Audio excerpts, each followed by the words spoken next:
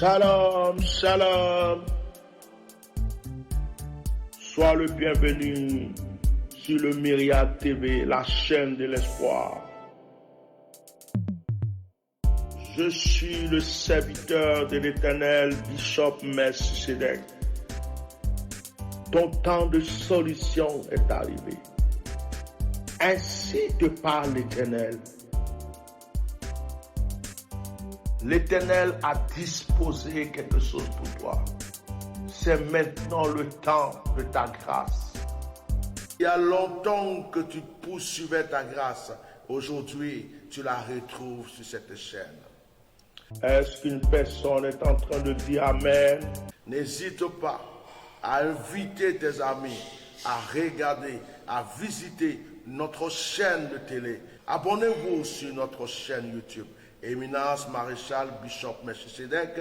Abonnez-vous sur notre page Facebook, Éminence Maréchal Bishop Melchisedec. Est-ce que tu sais que tu as reçu la grâce? Parce que le temps est arrivé, tu es au bon lieu. Sois béni.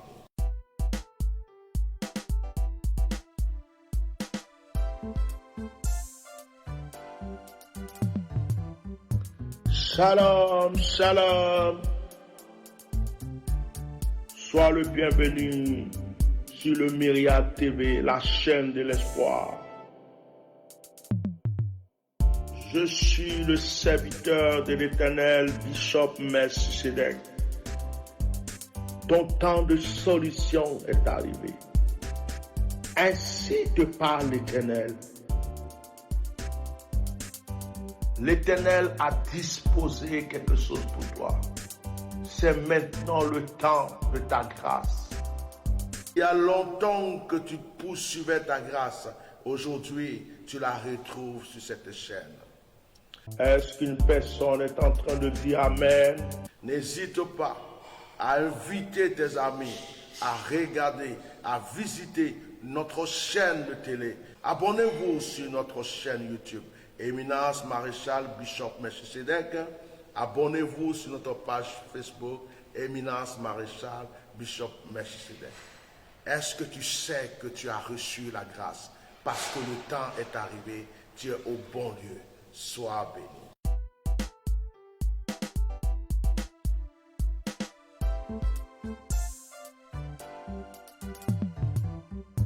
Shalom, shalom.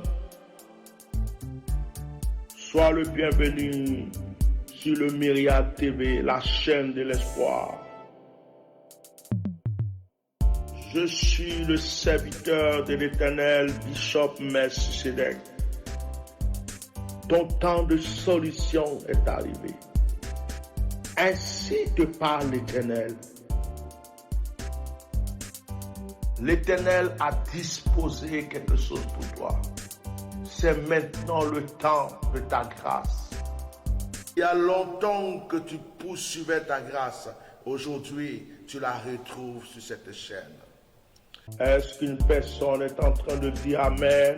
N'hésite pas à inviter tes amis à regarder, à visiter notre chaîne de télé. Abonnez-vous sur notre chaîne YouTube, Éminence Maréchal Bishop Melchisedec.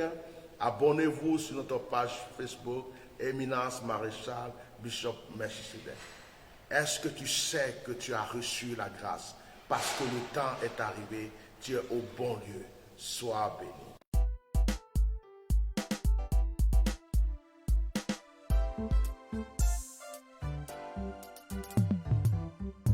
Shalom, shalom.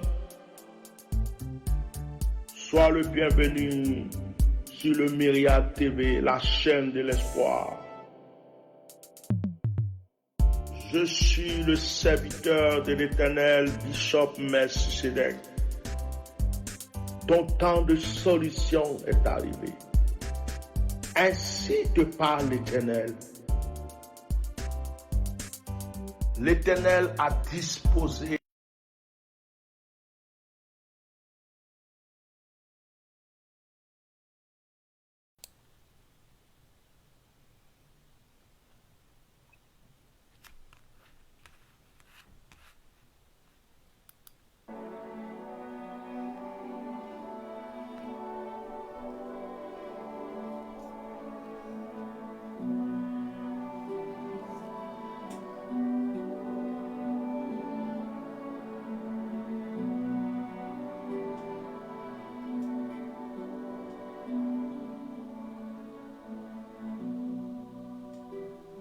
Bonjour, soyez bénis.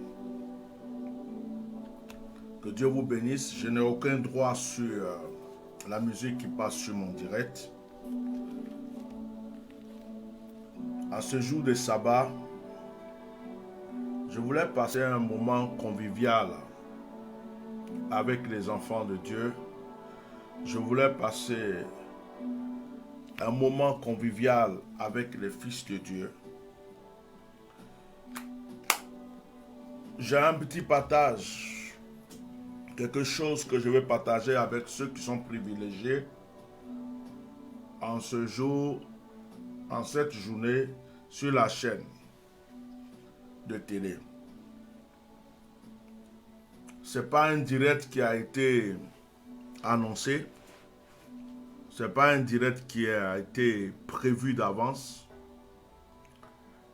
C'est un moment de partage poussé par l'Esprit de Dieu. Avant toute chose, je vais prier le Seigneur.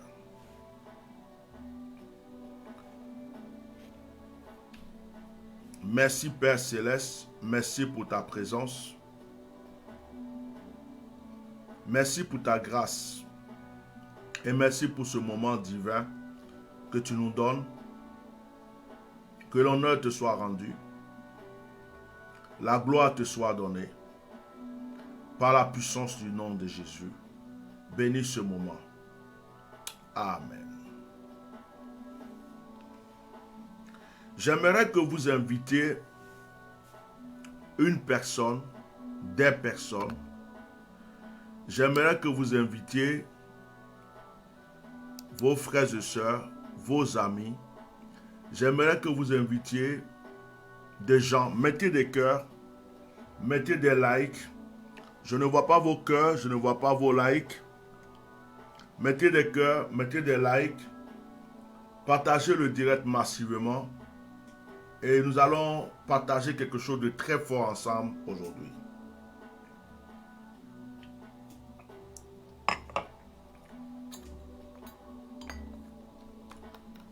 Tu es, tu es, tu es, tu es, tu es, éternel. Yeshua Mashiach.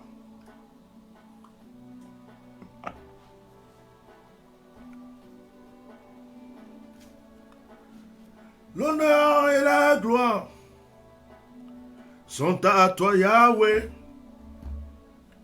L'honneur et la gloire sont à toi, Yahweh. Tu es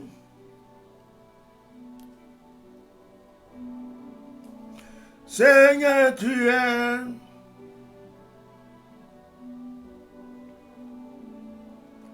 oh, tu es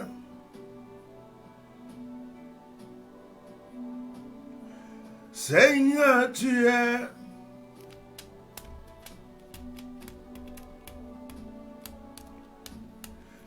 sur la montagne. Tu dis à Moïse, je suis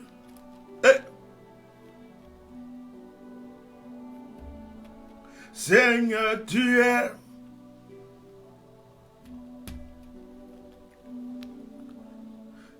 l'alpha, l'oméga. Tu es Dieu. Makarabasoko shekantarabra. Béni soit le nom du Seigneur, béni soit le nom de Yahweh. Je n'ai pas encore vu vos cœurs, je n'ai pas encore vu vos partages, je n'ai pas encore vu vos likes. Je voulais me concentrer maintenant pour vous apporter quelque chose de très fort aujourd'hui. J'ai envie de partager avec vous quelque chose de particulier en ce jour de sabbat. Que le Seigneur bénisse ce jour, que le Seigneur bénisse ce samedi. Je vous précise que ce samedi est la veille de mon anniversaire. Mon anniversaire c'est demain, c'est pas aujourd'hui. J'en parle beaucoup de cet anniversaire parce que c'est quelque chose qui me tient à cœur. Voilà, ça me tient à cœur. Pour moi, c'est C'est un gros cadeau que Dieu me fait. Voilà. Et ça peut surprendre des gens que j'en parle. Je ne parle pas trop d'anniversaire. Vous m'avez jamais vu sur les réseaux sociaux en train de parler d'anniversaire. Celui-là, j'y tiens beaucoup et ça me fait vraiment, vraiment, vraiment plaisir. Alors, nous sommes dans les préparatifs, mais je voudrais parler avec les gens qui croient en mon onction. Je voulais parler avec les gens qui croient que j'ai une bouche autorisée. Je voulais parler aux gens qui croient que je suis serviteur de Dieu. Je partage un thème avec vous ce soir, cette journée. Le thème c'est: quelle est la croix que tu portes? Quelle est la croix que tu portes? Quelle est la croix que tu portes? Je ne parle pas de croix, je ne parle pas de ça. Je ne parle pas d'une médaille en croix, d'une chaîne en croix. Quelle est la croix que tu portes? Parce que certaines personnes vont se dire, je ne porte pas de croix. D'autres personnes vont se dire, je passe toute ma vie à porter une croix. En réalité, quand on parle de croix, on parle de preuve. Quand on parle de croix, on parle de preuve.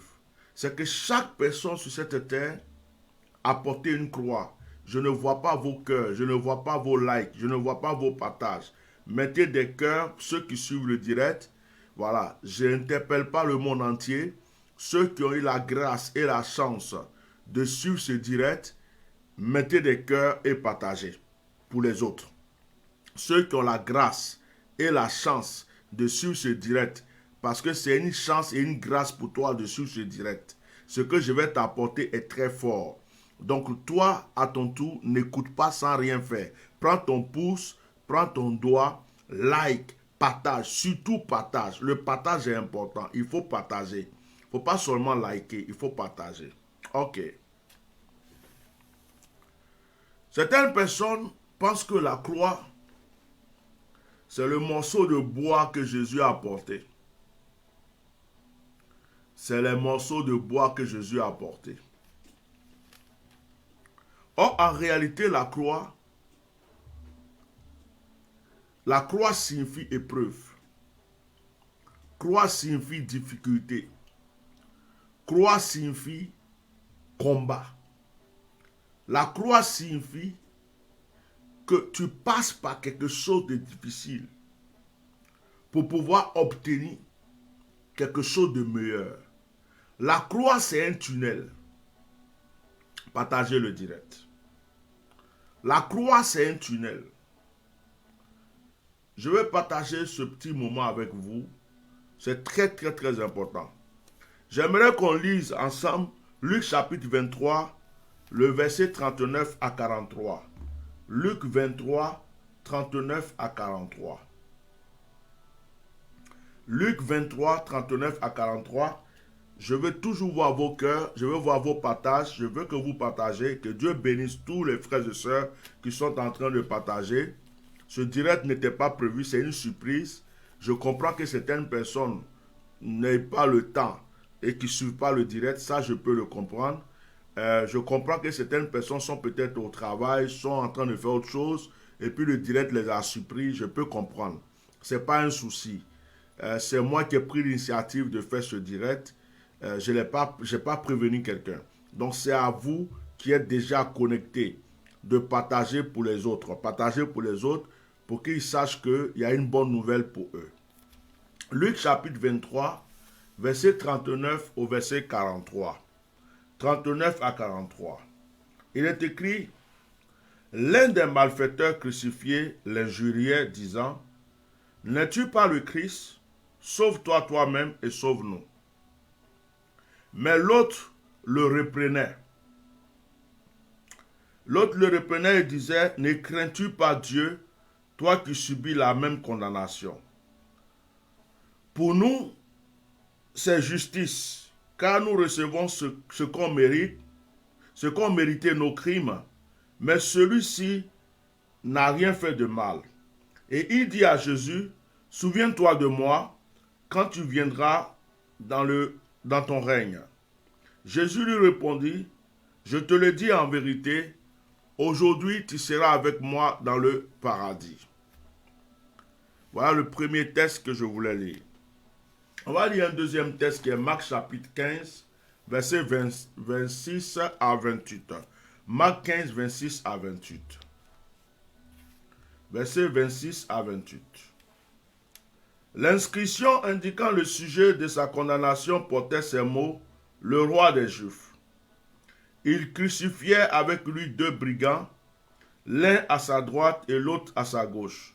Ainsi fut accompli ce que dit l'Écriture, il a été mis au nombre des malfaiteurs. Que Dieu vous bénisse. Permettez-moi de changer de musique pour pouvoir être un peu plus tranquille. Et puis, je vais vous exhorter. Vous, de votre côté, partagez le direct, mettez des cœurs, partagez massivement dans vos groupes, partagez chez vos amis, partagez partout pour que vos frères et sœurs sachent que le bishop Melchisedec est en train de les apporter une exhortation qui va les aider. La croix. Voici 2 passages que je viens de lire. Dans ces 2 passages, nous voyons l'histoire de la crucifixion de Jésus-Christ de Nazareth.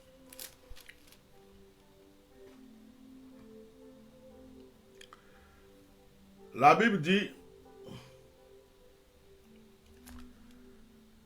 que Jésus a été crucifié entre 2 malfaiteurs. 2 malfaiteurs.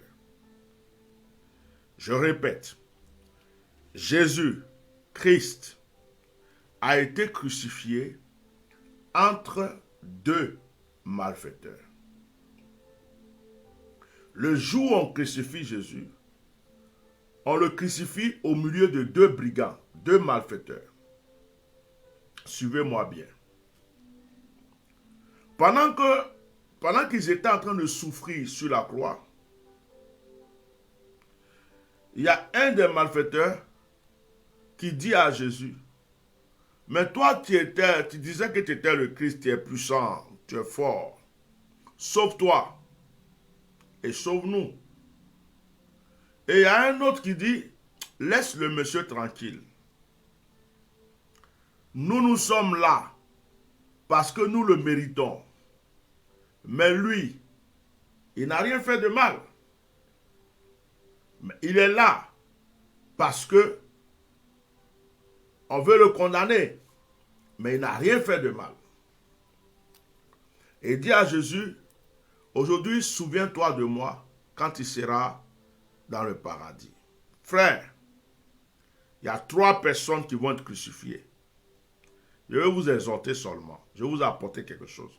Il y a 3 personnes qui vont être crucifiées. Au milieu des deux autres là, il y a un qui est innocent. Et il y a 2 qui sont coupables. Il y a un qui se plaint, qui se moque ou qui se plaint. Et puis il y a un autre qui reconnaît son tort.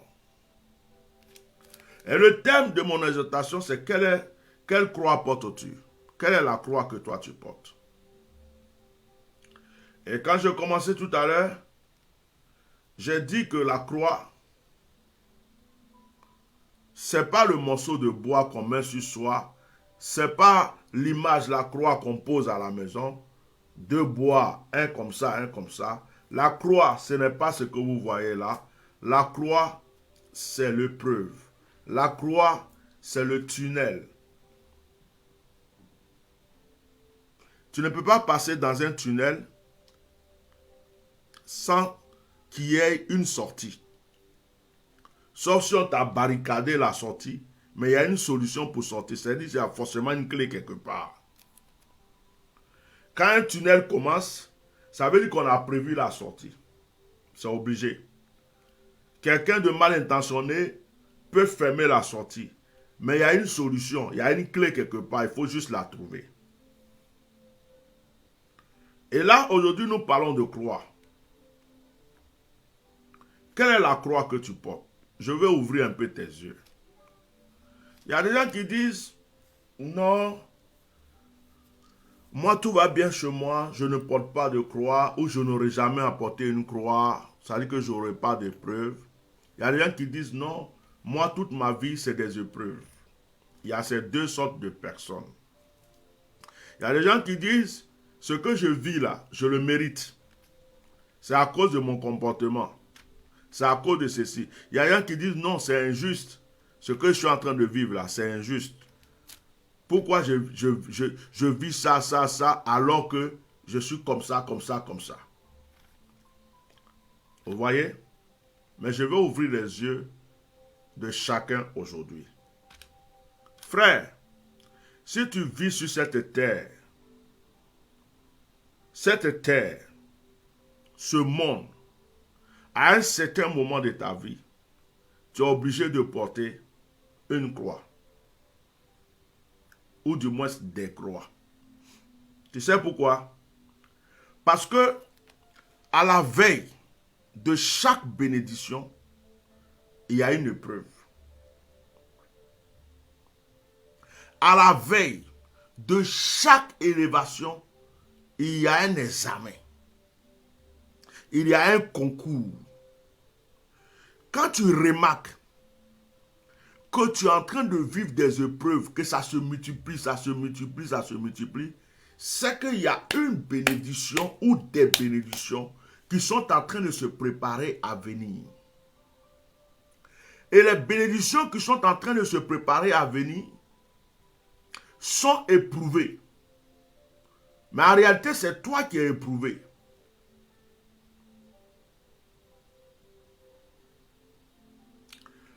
Je vais aller chez les hommes de Dieu.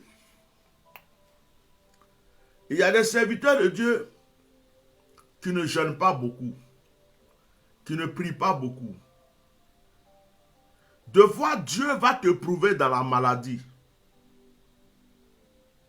Tu vas avoir une maladie, quelque chose qui va te clouer. Ou même tu n'as pas faim, tu n'as pas soif.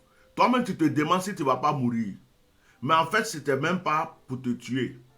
C'était juste pour t'amener à te sacrifier un peu, à te consacrer d'une manière obligatoire même, pour pouvoir recevoir ce qui arrive. Il y a des gens qui ont fait des jeûnes obligés, ils ne savent même pas que c'était des jeûnes obligatoires. Parce qu'ils sont tombés malades, ils ont eu soif, ils ont eu faim, ils n'ont pas pu manger pendant 1 semaine, 2 semaines, 3 semaines, ils ont maigri. Ils disent, oh, j'étais malade, j'ai souffert, j'étais très malade. En fait, tu n'étais même pas malade, tu étais en jeûne. Dieu t'a juste éprouvé. Parce que quand il te dit de jeûner, tu ne jeûnes pas. Quand il te dit de te consacrer, tu ne te consacres pas. Donc, il permet une situation où tu n'as pas le choix.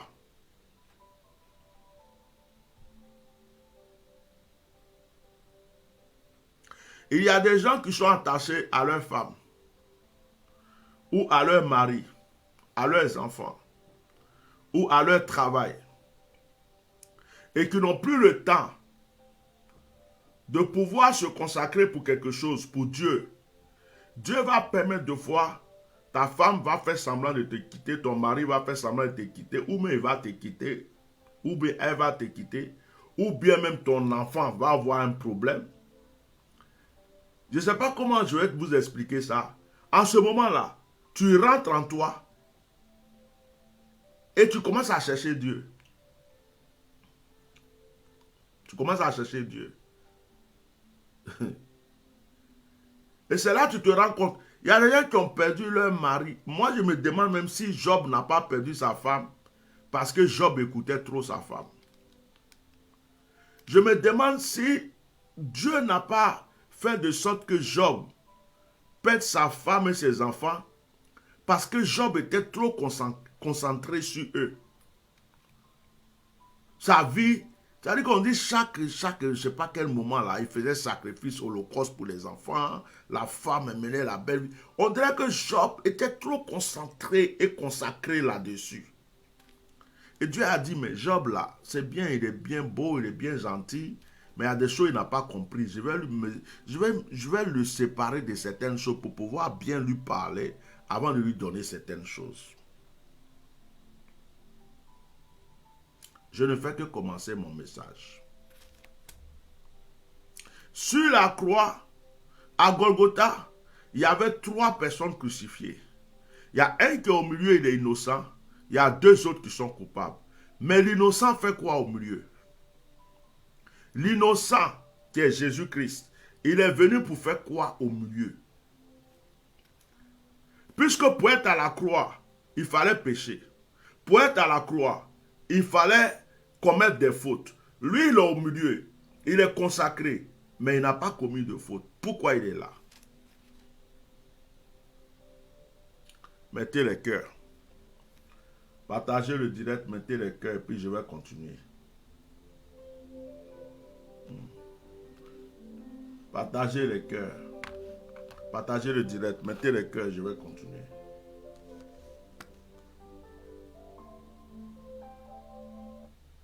Mettez les cœurs, je vais continuer. Partagez. C'est un moment de partage très fort que je vous apporte. Je vais aider quelqu'un à comprendre quelque chose. Je veux que tu comprennes quelque chose concernant ta vie. Soyez bénis. Partagez. Je vous laisse 5 minutes pour partager. Partagez.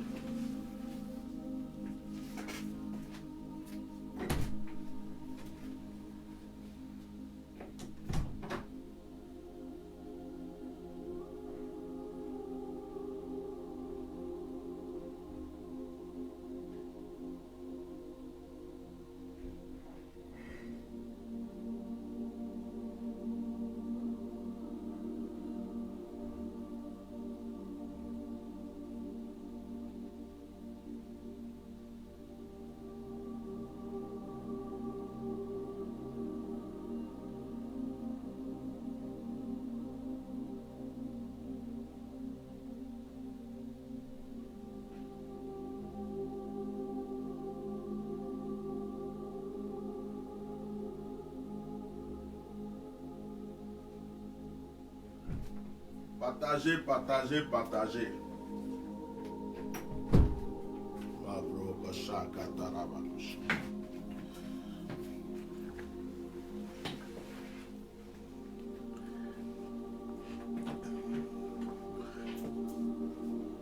Il y a des gens qui sont allés en prison, pas parce qu'ils étaient coupables.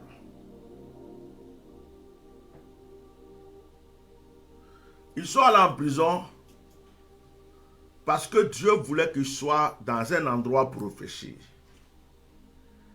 Dieu voulait qu'ils soient quelque part où il ne va plus sortir pour aller en boîte, dans le bar, dans les maquis, dans les restaurants, où il n'aura pas trop d'amis autour de lui, où il ne sera pas influencé par qui que ce soit, où ça sera un lieu où il réfléchit, il pense.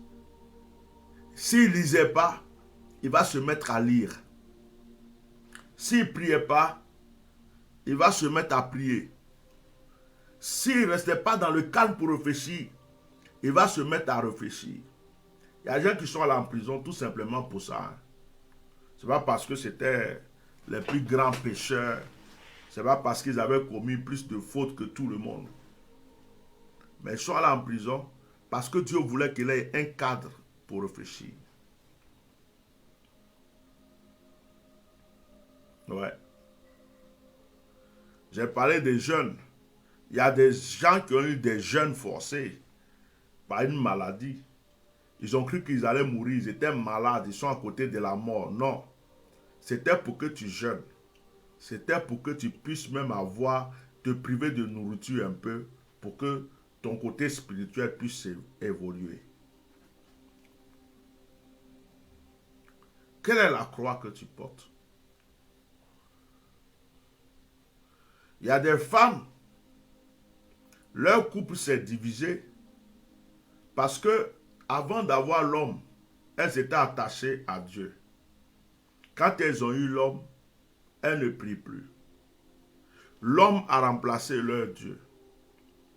Elles sont toujours là. Mon mari, ma femme, ma famille, mon mari. Elles ne vont plus à l'église, elles ne prient plus, elles ne se consacrent plus. Avant, c'était une femme de prière, c'était une femme de feu. C'était une femme, Dieu lui révélait, Dieu avait une intimité avec elle. Mais depuis un moment, c'est mon mari, mon mari. Donc le Seigneur, deux fois, permet qu'il y ait un petit démon de mari de lui qui vienne là pour endurcir le cœur du monsieur. Et puis l'histoire devient compliquée. Puis le monsieur se sépare. Deux fois, c'est pour quelque temps. Il y a même d'autres qui disent, je veux un enfant. Dès qu'ils ont eu l'enfant, c'est fini. Ils n'ont plus prié. Il y a des gens qui ont perdu des enfants pour ça. Hein. Je vais vous faire prendre conscience aujourd'hui. Mettez-moi des cœurs, s'il vous plaît. Tu ne peux pas dire, je suis juste, je suis bon, je suis pur. Je n'ai pas de problème. Je prie tellement, j'aime Dieu, je fais des offrandes, je fais tout ce qu'il faut, donc je ne peux pas avoir de preuves. Ce n'est pas possible. Jésus-Christ de Nazareth n'a pas péché. Jésus-Christ de Nazareth n'a pas commis de faute. Mais Jésus-Christ de Nazareth était sur la croix parce qu'il avait quelque chose à accomplir.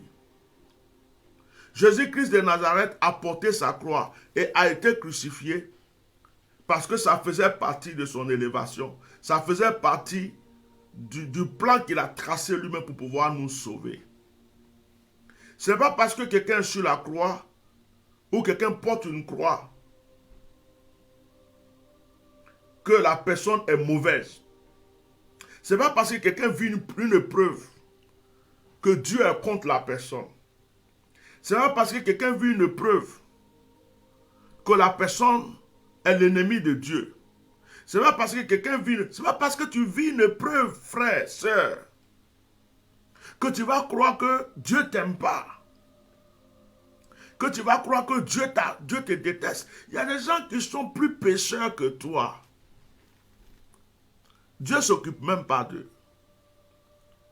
Mais si Dieu s'occupe de toi, c'est parce qu'il t'aime. On ne s'occupe pas de la personne qu'on n'aime pas. Oh, je parle à quelqu'un.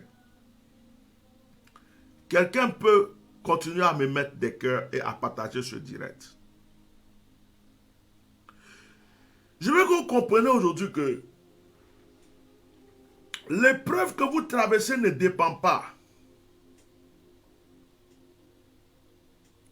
forcément de votre relation avec Dieu. Vous pouvez voir quelqu'un, parce qu'on dit qu'il a divorcé, ou bien il est en conflit avec telle personne, il a tel problème, des gens vont se moquer, vont dire Dieu est en train de le châtier. Ça arrive au point même de fois où quand quelqu'un perd un âme chère, on dit oh Dieu est en train de le châtier, Dieu est en train de le frapper. Deux fois, ce n'est pas vrai. Dieu est en train de préparer son élévation. Deux fois, Dieu est en train de préparer sa grandeur. Il y a des épreuves que Dieu permet deux fois dans la vie d'une personne pour l'amener à voir quelque chose de plus grand. Il y a des difficultés que Dieu va permettre deux fois dans la vie d'une personne parce que Dieu veut lui présenter quelque chose de meilleur. Il y a des gens dans leur pays, il y a eu la guerre. Ils ont perdu tous leurs parents. Mais c'est à cause de cette guerre qu'ils ont été en Europe, aux États-Unis, dans n'importe quel autre pays. Et aujourd'hui, c'est des grands hommes d'affaires. Nous connaissons un chanteur, un artiste du moins, Corneille. Corneille est l'un des artistes que j'ai aimé beaucoup. Il a une chanson qu'il avait chantée. J'ai aimé cette chanson, je ne vais pas la chanter ici. Et Corneille, pendant la guerre, avait perdu ses parents. Mais cette épreuve qu'il a vécue l'a amené à être connu aux yeux du monde entier. Cette épreuve qu'il a vécue l'a amené à être un artiste connu aux yeux du monde entier. Peut-être que s'il n'avait jamais connu cette épreuve, il serait resté dans son pays natal. On ne l'aurait jamais connu. Je ne sais pas si vous me suivez. Je ne sais pas si vous m'écoutez. Je ne sais pas si vous me suivez. Je suis venu vous exhorter un peu, vous motiver, vous encourager. Je suis venu parler à l'esprit de quelqu'un. Tu es bon, tu peux porter une croix. Tu es mauvais, tu peux porter une croix. C'est toi qui dois savoir quelle est la croix que tu portes. Mais comment tu peux savoir quelle est la croix que tu portes? Par ta propre conscience. Par ta conscience, tu peux savoir, est-ce que ce que je suis en train de vivre là, c'est pas à cause de ça, telle chose que j'ai fait qui n'est pas bien, telle chose qui est comme ça. Est-ce que je ne suis pas en train de payer par rapport au mal que j'ai fait ici? Ça, c'est ta conscience qui va te le dire. Mais si ta conscience vient te dire, non, tu n'as rien fait. Tu n'as rien fait. En réalité, tu n'as rien à te reprocher. Ce que tu es en train de vivre, tu le vis parce que Dieu te prépare quelque chose. Il faut pouvoir l'accepter. Aujourd'hui, les humains que nous sommes, nous voulons vivre sans épreuve, sans épreuve. Nous voulons que tout soit facile. Nous n'aimons pas l'épreuve. Il n'y a aucun humain qui aime l'épreuve. Ça n'existe pas.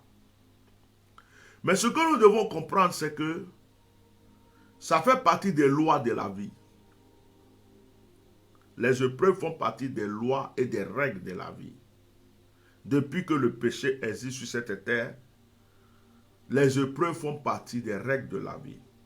Quand tu vas à l'école, pour monter de grade, tu dois passer des concours et des examens.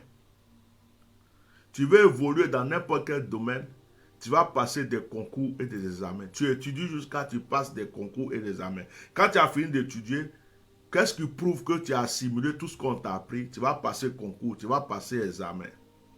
Et on va te délivrer un diplôme. C'est comme ça partout. Dans n'importe quel milieu. Tu dis, je suis un sportif. Tu as pris le temps de t'entraîner pour prouver que tu as assimilé tout, pour prouver que tu t'es vraiment entraîné. Tu auras des compétitions. Et pendant ces compétitions-là, c'est là que tu vas prouver si tu es un vrai judoka, karatéka, boxeur, nageur, footballeur.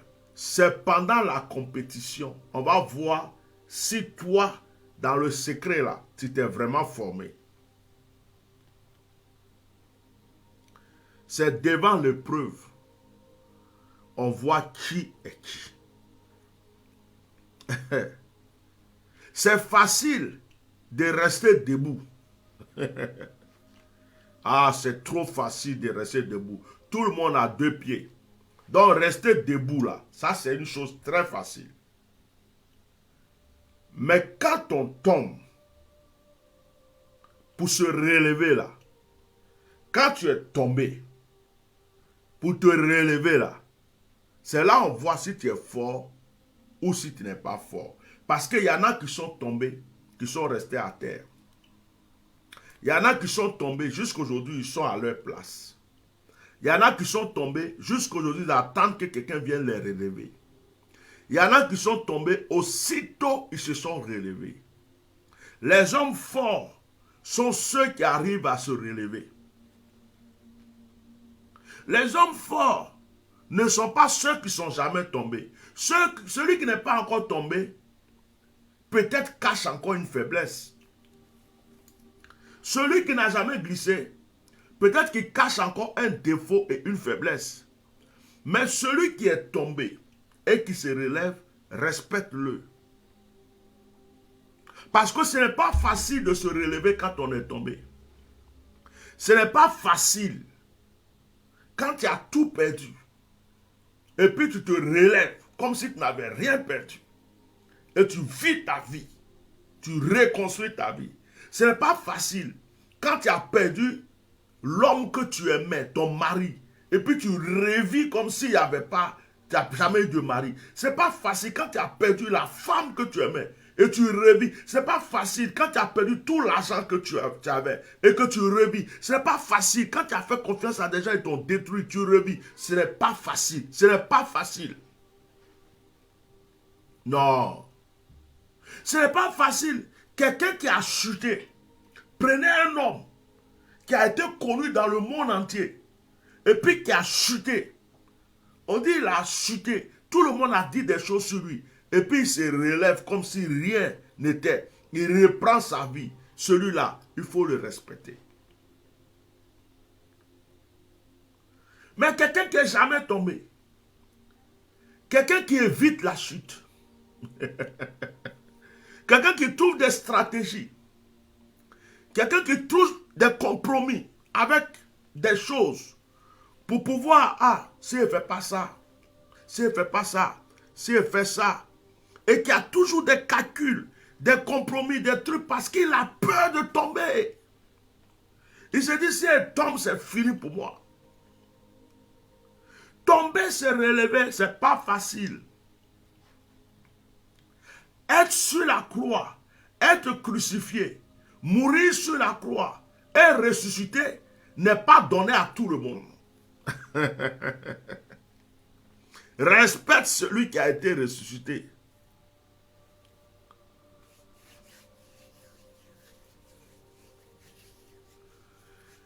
Respecte celui qui a été ressuscité. Frères, sœurs, en ce jour de sabbat, je te pose la question. Quelle est la croix que tu portes? Quelle est la croix que tu es en train de porter? Quelle est la croix que tu portes?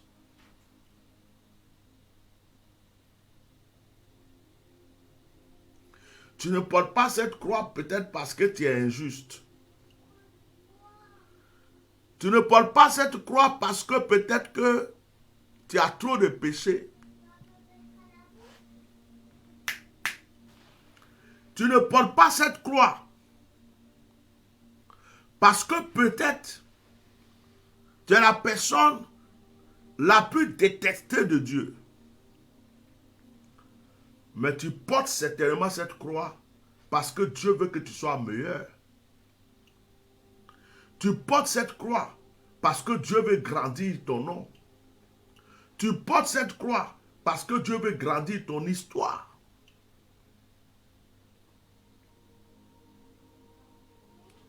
Il y a des gens, c'est après une épreuve que leur vie a changé. Aujourd'hui, je suis venu vous exhorter. En ce jour de sabbat, en cette journée, j'avais un peu de temps paisible. J'ai dit, je vais parler aux enfants de Dieu.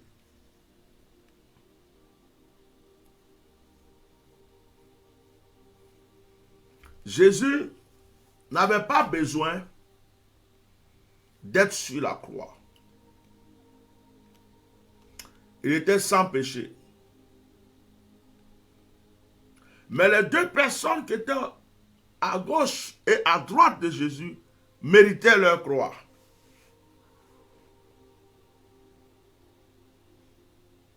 Mais Jésus était sur la croix quand même. Mon frère, ma soeur, arrête de te culpabiliser tout le temps. Arrête de croire que tu es la personne la plus mauvaise sur cette terre. Arrête de croire que c'est toi qui es le fondateur du mot péché. Il y a des gens qui pêchent plus que toi, Dieu ne les calcule pas. Il ne les regarde même pas parce qu'il n'a pas affaire à eux. Il y a des gens...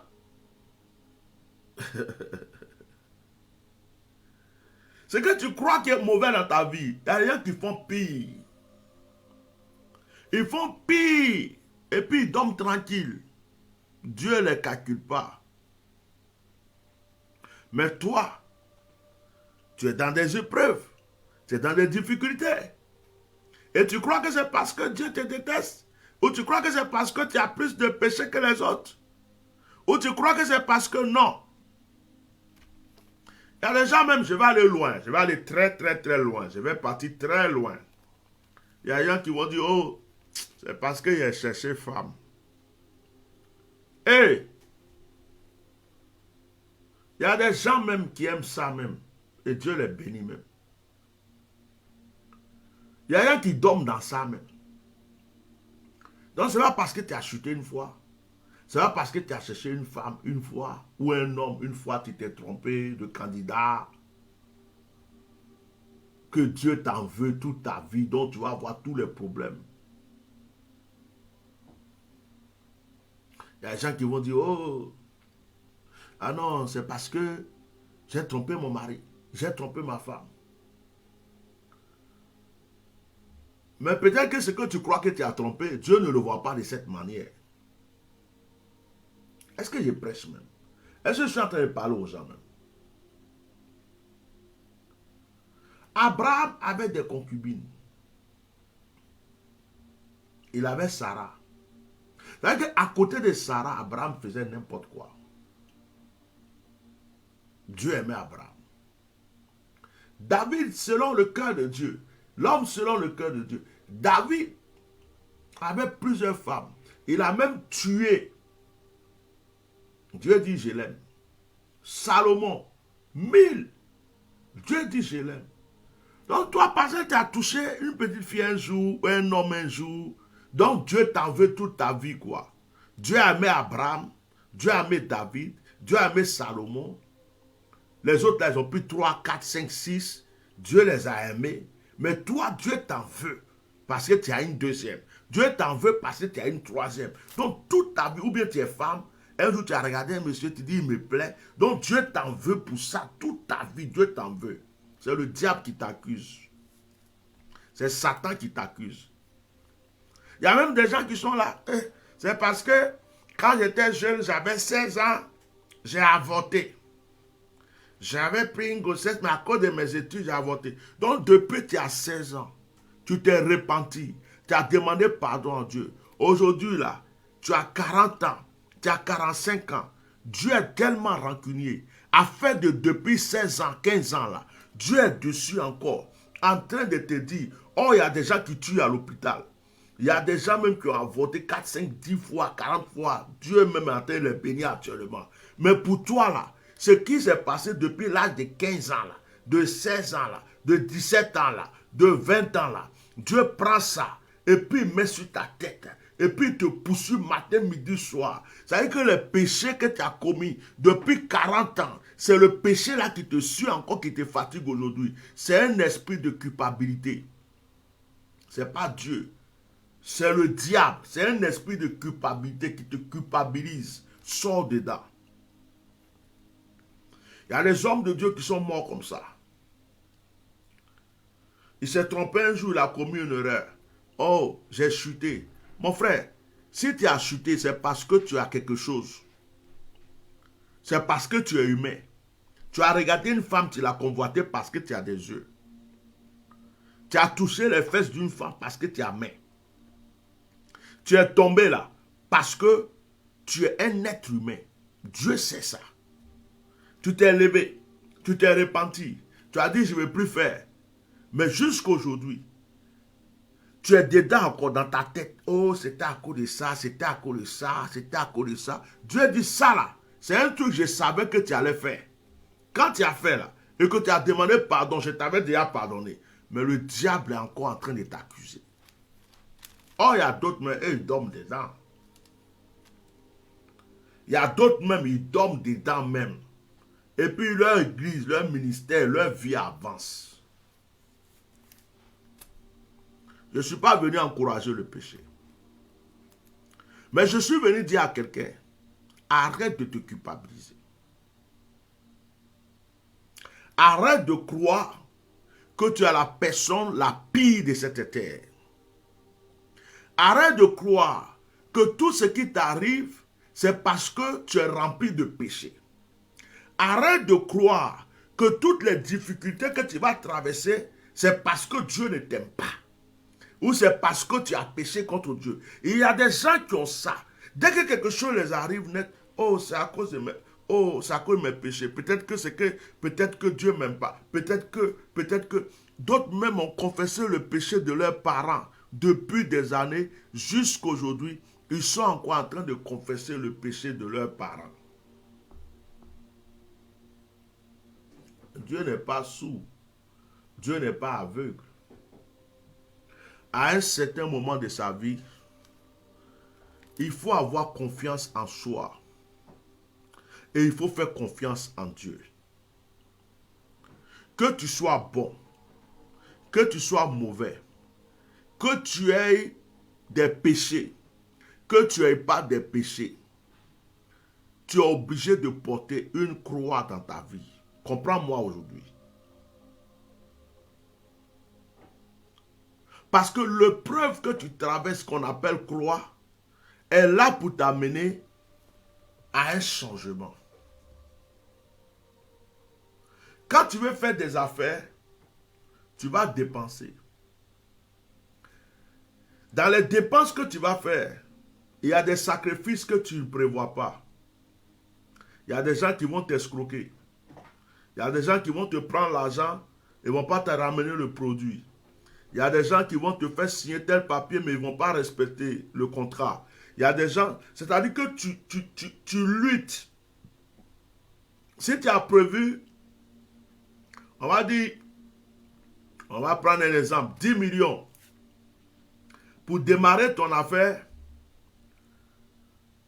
tu risques de dépenser peut-être 3 millions de plus que tu n'as pas prévu parce que telle personne n'a pas fait ceci, telle personne n'a pas respecté ça, telle personne a fait ça, il faut recommencer. Ça s'appelle les sacrifices autour de ton affaire. Tu ne vas pas dire non parce que j'ai prévu 10 millions, il faut que ce soit 10 millions plus. Peut-être que ce qu'ils ont fait là, il faut casser pour refaire ici. Là, ce n'est pas bon. Ce n'est pas ça, j'ai changé d'avis. Ou bien non, ce côté-là, la mairie ne veut pas qu'on prenne ça ici. Il faut refaire. Oh, telle peinture me plaisait, mais ça ne me plaît plus. Et tu vas dépenser quelque chose de plus. Des imprévus. C'est un sacrifice. C'est ce qu'on appelle sacrifice. C'est ce qu'on appelle sacrifice.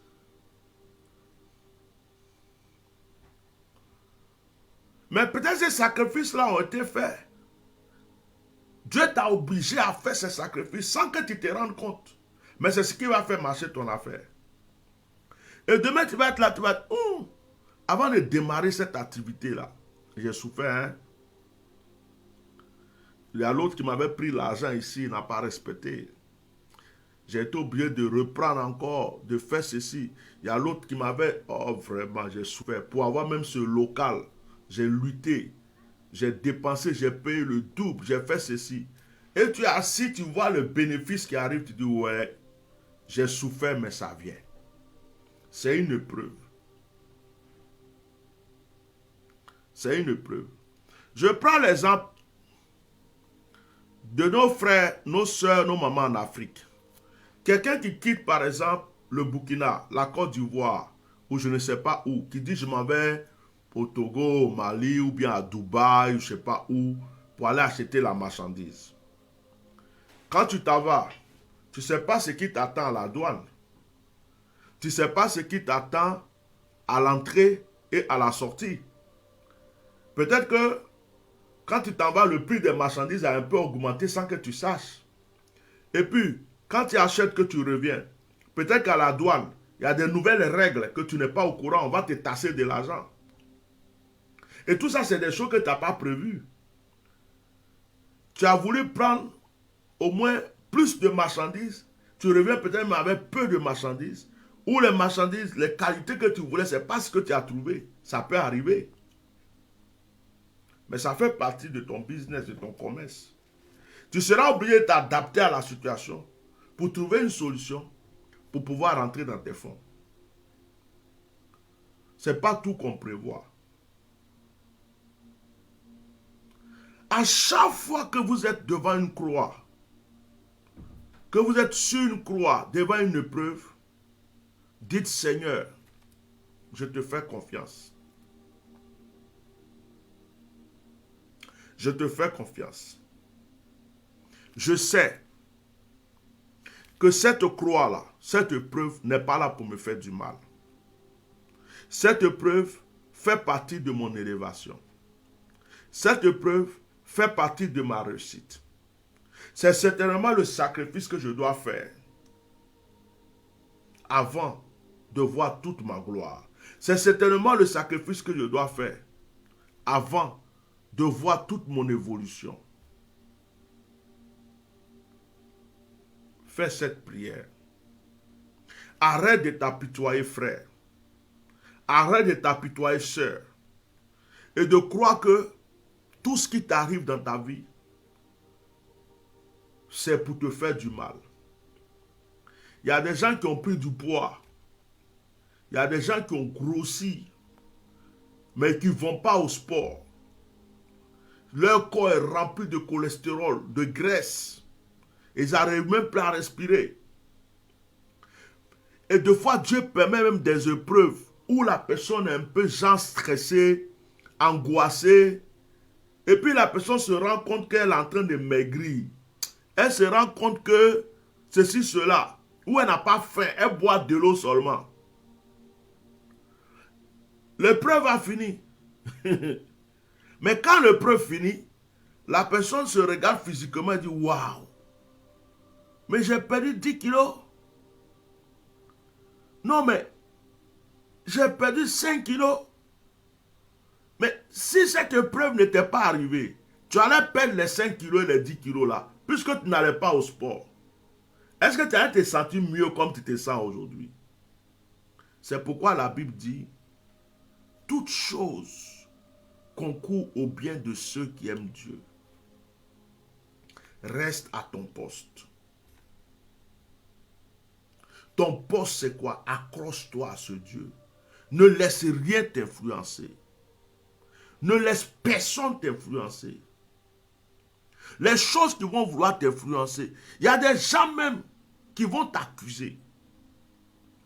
Tu sais que tu n'as rien à te reprocher, mais ils vont venir t'accuser parce que le diable utilise leur langue, leur bouche. Il y a des gens qui vont te faire croire que tu n'es pas bon, alors que tu sais au plus profond de ton cœur que tu es bon. Il y a des gens qui vont te faire croire que tu es orgueilleuse, alors que tu sais que tu es l'une des personnes les plus simples et simples de ce monde. Il y a des personnes qui vont te faire croire des choses sur toi. Toi-même tu es là et puis, leur bouche là, si tu veux écouter ce qu'ils disent, on dirait que tout ce qui arrive de malheur dans ce monde, c'est toi qui le crées. Or, de fois, ce n'est pas de ta faute. Mais c'est juste des croix qui sont devant toi pour ton élévation. On parle de David, qui est l'homme selon le cœur de Dieu. Quand vous lisez l'histoire de David, David n'a jamais été en paix. Pourtant, Dieu disait qu'il aimait David. David était tout le temps en guerre. Le seul jour où David dit, je vais me reposer, je ne vais pas à la guerre, c'est ce jour-là David a péché. Le jour où David dit, moi je ne sors pas aujourd'hui, allez-y faire la guerre, moi je vais me reposer. C'est ce jour-là il a commis l'adultère et il a tué le monsieur après. Pourtant Dieu l'aimait. Samson, il avait l'esprit de Dieu, mais il était tout le temps en train de se bagarrer. Les gens pouvaient dire, mais Samson, même comment quelqu'un peut avoir l'esprit de Dieu et puis il est tout en train de faire palabre. Il est tout en train de frapper les gens. Il est tout en train de faire ceci. Mais comment quelqu'un peut avoir l'esprit de Dieu et puis c'est toujours lui qui est en train de faire ceci. Mais Samson savait qu'il avait l'esprit de Dieu. L'ange est venu dire à la maman de Samson, c'est l'esprit qui va rentrer en toi. Tu vas avoir un fils. Et ce fils-là, il vient spécialement pour faire palabre.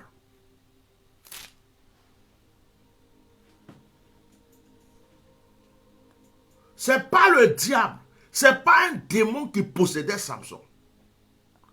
C'était l'esprit de Dieu qui amenait Samson à se bagarrer, à tuer les Philistins, à tuer, à frapper des gens. Jusqu'à sa mort, il a fait. C'était l'Esprit de Dieu. La dernière fois même, où il va détruire les piliers de là où on l'avait aveuglé attaché. Il a prié d'abord, Seigneur, donne-moi la force, multiplie mon onction pour que j'amène beaucoup de gens avec moi. Dieu a exaucé. Samson. Élisée avait une double onction. Pas une moquerie des enfants. Élisée invoque un démon en ours pour venir tuer les enfants. C'était l'Esprit de Dieu. Jésus, ayant l'Esprit de Dieu, animé d'une colère, prend un fouet, rentre dans le temple, chicote les vendeurs. Pourquoi Jésus ne s'est pas arrêté pour dire non, mes frères, s'il vous plaît, dans le temple, s'il vous plaît, on ne peut pas vendre dans le temple. Mes frères, que l'amour nous remplisse. Sortons du temple, enlevez vos marchandises du temple. Mes frères, s'il vous plaît, enlevez. La Bible dit, il a pris fouet, il a donné un coup de pied, il a donné un coup de tête, il a pris bâton, il les a chassés du temple. C'est l'Esprit de Dieu qui était en Jésus. L'Esprit de Dieu était en Jean-Baptiste. Et il se mettait à attaquer du matin au soir. Pharisiens, tombeaux blanchis, vous êtes comme ça, vous êtes ceci. C'était l'Esprit de Dieu. Est-ce que Jean-Baptiste se reprochait d'être celui qu'il était? Est-ce que Jésus se reprochait d'être celui qu'il était? David se reprochait d'être celui qu'il était? Est-ce que Samson se reprochait d'être celui qu'il était? Mais le diable passera par des gens autour de toi pour te dire non frère, sœur, non, vraiment tous les problèmes que tu as c'est parce que tu es trop coloureuse. Oh ma sœur, tous les problèmes que tu as c'est parce que vraiment, en voulant te plier, te rendre comme je ne sais pas quoi, et puis t'amener à ce que tu n'es pas, pour que le diable te tue entièrement. Je répète, ne change pas ta destinée parce que tu veux plaire aux gens. Ne change pas l'histoire de ta vie parce que tu veux que tout le monde t'accepte. Même les gens faisant tout semblant de t'accepter, mais au fond de leur cœur, ils ne t'aiment pas. Ils cherchent juste l'occasion d'avoir un nom avec ton nom. Ils cherchent l'occasion de savoir comment ils peuvent te piétiner plus ou te tuer. Reste la personne que tu es. Et sache que les épreuves que tu traverses font partie de ton élévation.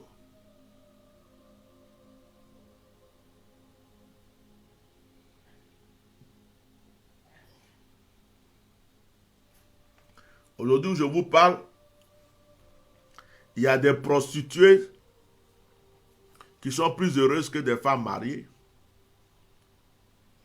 Vous allez me dire, mais pourquoi un homme de Dieu peut dire ça? Il y a des prostituées qui sont plus heureuses. Et même, je vais plus loin, il y a des prostituées qui sont plus aimées par Dieu que des femmes mariées. Il y a des païens, des brigands et des voleurs que Dieu aime même plus que des pasteurs. À cause de leur cœur. C'est Dieu qui sait quand il va les transformer. Mais à cause de leur cœur, Dieu les aime. Laisse ton cœur attaché à Dieu. Il y a des prostituées qui prient. Seigneur, pardonne-moi. Je ne sais pas comment faire, mais c'est ce que j'ai fait pour manger. Fais qu'un jour j'ai un mari, que ma vie change. Et puis elle se lève, elle va faire son travail. Dieu la voit. Dieu voit son cœur. Dieu sait que la fille là, vraiment, c'est pas de sa faute, elle souffre. Je vais trouver une solution pour la faire sortir. Et il y a des femmes mariées qui ont tout ce qu'il faut, mais qui envient aussi le mari des autres, qui envient le couple des autres. Entre les deux là, Dieu va aimer qui?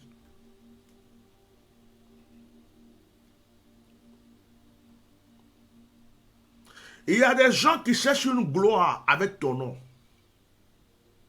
Même quand les gens font palabre là. Il y a des gens qui font semblant de venir séparer. Mais au fait, ils ne se séparent pas. Ils veulent qu'on dise demain que c'est eux qui ont séparé. Ils veulent qu'on dise demain que c'est grâce à eux. C'est-à-dire que c'est leur nom. On n'a qu'à parler d'eux. Oui, il y a eu telle personne là. C'est telle personne qui a... Il y a eu telle personne, c'est à cause de lui. Mais en réalité, ils ne t'aiment pas. En réalité, ils ne t'aiment pas. Ils s'en foutent de toi. C'est leur gloire. Si aujourd'hui ils peuvent être avec toi, ça va leur donner une gloire, ils vont prendre. Si demain ils peuvent être là, ça va leur donner une gloire, ils prennent. À chaque occasion où ils peuvent aller une gloire, ils vont aller chercher cette gloire. Il y a des gens qui courent derrière la gloire, qui font semblant d'être purs, d'être saints, d'être sages, d'être ceci, mais ils courent après la gloire. Ils ne sont pas justes et ils ne sont pas saints. Ils ne sont pas propres.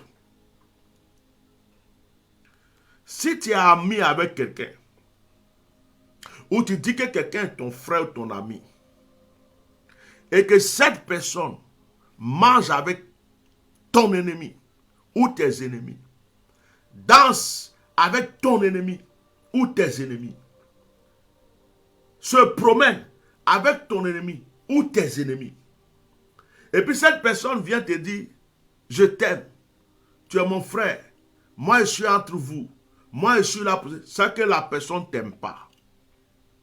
C'est que la personne a fait semblant de t'aimer. C'est que la personne ne t'aime pas. C'est que la personne fait semblant de t'aimer. Elle ne t'aime pas. Si tu es en palabre avec quelqu'un et la personne écoute ce que l'autre a dit, la personne parle avec l'autre, il cause avec l'autre, il dit, ah bon, il a fait ça, mais pourquoi il fait ça? Mais pourquoi il fait des trucs comme ça? Mais vraiment, c'est pas bon. Non, il ne doit pas faire des trucs comme ça. Il ne t'a pas appelé pour te dire, voilà ce qu'on est en train de me dire sur toi. Est-ce que c'est vrai? Et puis, peut-être à trois là, vous entendez, vous parlez tout. Il écoute, il consomme, il garde ça 1 semaine, 2 semaines, 3 semaines, 1 mois, 2 mois, 3 mois.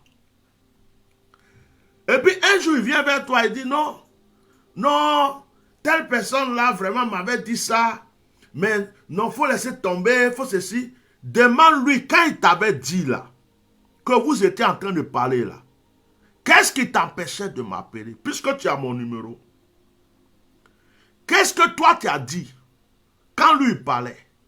Donc vous êtes mis, vous avez fini de parler, de comploter, de dire ce qu'il faut, et aujourd'hui tu viens vers moi comme si tu es saint, tu es pur, que tu m'aimes. Mais ce qu'il t'a dit là, qu'est-ce qui t'a prouvé que c'était vrai? Parce que si tu n'avais pas cru que c'était vrai, pourquoi tu ne m'as pas appelé pour savoir, pour me dire, voilà ce que telle personne est en train de dire ici sur toi. Est-ce que c'est vrai? C'est que la personne ne t'aime pas, il cherche sa gloire. Il y a des gens, si voleur peut leur donner gloire, ils vont prendre. Si criminel peut leur donner gloire, ils vont prendre. Si sorcier peut leur donner gloire, ils vont prendre. Si ton ennemi peut leur donner gloire, ils vont prendre. Mais ils vont faire semblant d'être tes amis. On les appelle les gantras, les toutous, les bordels.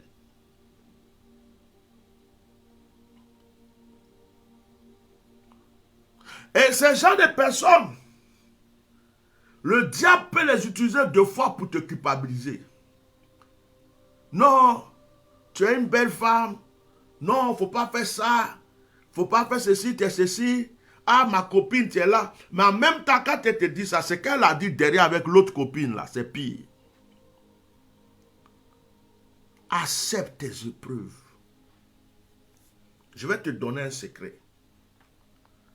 Si tu es attaché au Seigneur, si tu n'as rien à te reprocher, si tu crois que tu es sur le chemin que Dieu a tracé pour toi, et qu'il y a une croix,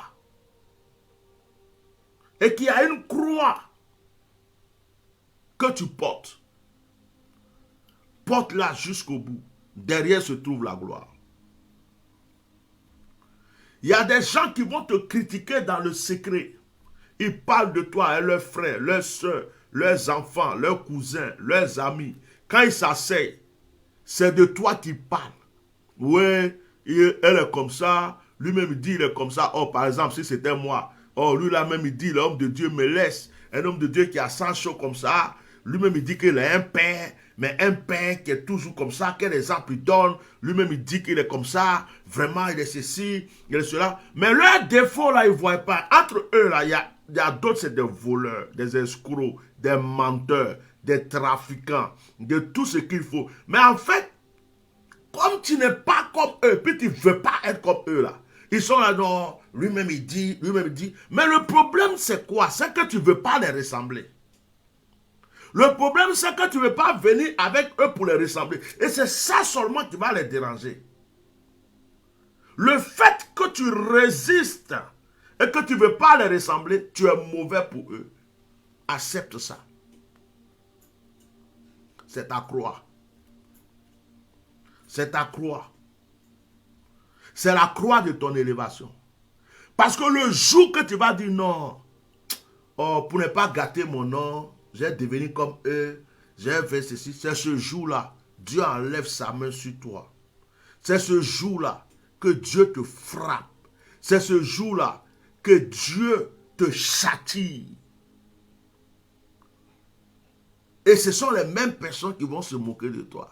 Hein? On lui a parlé, elle n'avait pas compris, il n'avait pas compris. Voilà, le temps du châtiment est arrivé. Voilà, quand il fait là, jusqu'à...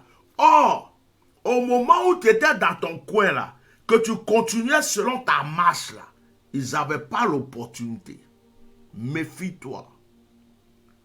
On a beaucoup d'hypocrites autour de nous. Des gens qui attendent notre chute pour danser. Qui attendent notre fin. Qui font semblant d'être des sages. Quelqu'un qui est camarade à un voleur, escroc, menteur, prostituée. Ça veut dire que tout le monde doit dire qu'il est bon. Il faut te méfier de ce genre de personnes. Méfie-toi de ceux qui veulent être camarades de tout le monde et puis ils n'ont aucun ennemi. Ça veut dire qu'il n'y a pas quelqu'un. Ça veut dire qu'ils plaisent à tout le monde. Hein. Si tu vois quelqu'un dans ce monde qui plaît à tout le monde, il faut te méfier. C'est un danger. De la manière qui te plaît là, c'est de cette même manière qu'il va faire pour plaire à ton ennemi. Tu lui as montré ton secret. Tu lui as montré quelque chose. Il prend, il donne ailleurs. Il prend ailleurs. Non, méfiez-vous. Restez tel que vous êtes. Supportez votre croix. Même Jésus a porté sa croix. Le monsieur lui a dit quoi sur la croix? Il dit, mais toi, tu dis que tu n'as pas péché, tu es saint, tu es pur. Tu fais quoi ici sur la croix? Pourquoi tu vis les épreuves? Sauve-toi. Et puis sauve-nous. Est-ce que Jésus l'a répondu? Laisse souvent parler les gens. Et reste tel que tu es. Il y a des gens qui cherchent comment t'avoir. Ils ne savent pas comment le faire. Et ils vont passer par quelqu'un qui t'a déjà dit bonjour. Ils vont passer par quelqu'un qui a déjà bu un petit verre à côté de toi. Ils vont passer par quelqu'un avec qui tu as déjà mangé pour t'avoir. Parce qu'ils ne savent pas comment s'approcher de toi. Et comme ils ont vu la personne a mangé avec toi, la personne a bu avec toi. Ils vont passer pour dire, ah, lui là, vraiment, il m'a fait ça, mais... Et comme l'autre cherche gloire, oh, laisse lui là, mais vraiment, c'est ceci, moi je ne comprends pas. Vraiment, lui-même il dit qu'il est comme ça, mais c'est comme ça. Mais t'inquiète pas, moi, mais je lui dis la vérité. Je vais lui dire. Et puis un jour, ils vont t'appeler. Mon frère, ma soeur, tu sais, oh, vraiment, je veux que telle personne là, ou puisse vous entendre, telle personne, vraiment, c'est toi qui respecte, c'est toi j'aime beaucoup. C'est toi qui es ceci. Vraiment, il faut laisser tomber. Or, ce qu'ils ont dit à la personne, ce n'est pas ça qu'ils vont te dire. Parce que sinon, il t'aura appelé en même temps. Dans le téléphone, maintenant, il y a vidéo. On voit, il y a vidéo et puis il y a audio. Vous aurez même parlé ensemble même. Vous dites, hey, pourquoi tu es venu parler de telle personne comme ça? Telle personne là, je la respecte. Telle personne est comme ça. Tu ne peux pas venir dire ça. Attends, je l'appelle. À 3, on va régler ce problème. Mais quand quelqu'un vient te dire, non, on m'avait dit, oh, on m'avait dit, mais, on m'a dit, mais, et puis il ne te dit pas ce que lui il a dit. Il ne rentre pas dans les détails. Mais en même temps, il veut que toi tu écoutes ce que lui il a dit. Méfie-toi, ce n'est pas un ami, ce n'est pas un frère, ce n'est pas un camarade. C'est quelqu'un que Satan envoie pour te culpabiliser, pour te faire croire que tu es mauvais. Parce qu'il cherche un profit. Il y a des gens sur cette terre-là, ils cherchent non. C'est un nom ils cherchent. Accepte ta croix. Accepte ta croix. Jésus a porté sa croix. Jésus n'a pas commis de faute. Il a porté sa croix. Tu ne peux pas ressembler à tout le monde. Tu ne peux pas être avec tout le monde. Si tu dis je vais plaire aux voleurs et que tu es dans le groupe des voleurs, demain je vais plaire aux prostituées, tu es dans le groupe des prostituées. Non, je vais plaire aux brigands, tu es dans le groupe des brigands. Je vais plaire aux braqueurs, tu es dans le groupe des braqueurs. Non, je vais plaire aux drogués, tu es dans le groupe des drogués. Je vais plaire aux pasteurs, tu es dans le groupe des pasteurs. Je vais plaire aux prophètes, tu es dans le groupe des prophètes. Et puis tout le monde dit, oh, lui là, il est bien, moi, il n'y a pas de problème avec lui. C'est que tu n'as pas d'identité. C'est que tu n'es personne. Tu cherches ton identité, mais tu n'es personne.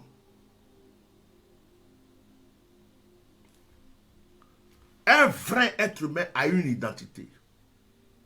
Garde ton identité. Quand on parle de toi, qu'on dise, ce monsieur-là, en tout cas, cette femme-là, en tout cas, il faut même que certaines personnes disent, moi je ne l'aime pas, à cause de, moi je ne l'accepte pas, à cause de, ça fait partie de ton identité. Jésus n'a pas été aimé par tout le monde sur cette terre. Jusqu'à aujourd'hui, il y a des gens qui ne l'aiment pas. Jésus n'a pas été accepté par tout le monde. Mais il est resté Jésus. Il est resté Jésus. Jésus pouvait faire semblant pour plaire aux pharisiens. Jésus pouvait faire semblant pour plaire aux docteurs de la loi. Jésus pouvait faire semblant pour être leur camarade, leur meilleur camarade. Personne n'allait chercher à sacrifier Jésus. Mais Dieu aurait châtié Jésus. Jésus est resté tel qu'il était. Même si Jean-Baptiste a été égorgé, Jean-Baptiste est resté celui qui devrait être. Jusqu'à aujourd'hui, on parle de lui. Ne vous compromettez pas parce que vous voulez fuir votre croix. Quelle est la croix que tu portes? Que le Seigneur vous bénisse. C'était le message que je voulais vous donner. Je suis votre serviteur, le bishop Melchisedec. Je n'ai aucun droit sur toutes les musiques qui passent sur mon direct. Je vous recommande de visiter mon site www.myriadfrance.net. Abonnez-vous à ma chaîne YouTube, Éminence Maréchal Bishop Melchisedec. Abonnez-vous à ma page Facebook, Éminence Maréchal Bishop Melchisedec. Accepte ta croix. Tu ne vis pas des épreuves parce que tu es mauvais ou mauvaise. C'est parce que des gens ont le droit de te détester. Dans ton épreuve, ça fait partie. Il y aura toujours des gens. Moi, il y a des hommes de Dieu qui m'ont appelé pour me féliciter, pour m'encourager. Il y a même des hommes de Dieu respectables qui ont envie de faire quelque chose avec moi. Il y a des hommes de Dieu respectables qui m'ont appelé, qui me disent, écoute, les gens disent ceci de toi, les gens disent ça, mais moi je n'écoute pas. Ce que je vois là, la personne que tu es là, tu me plais. La personne que tu as, tu es un homme authentique, tu es ceci. Et puis il y a des milliers d'hommes de Dieu qui disent, oh lui là, j'aime pas son affaire. Non, non, non, lui là, je ne vais pas m'approcher de lui. Oh lui là. Et il y a quelques-uns.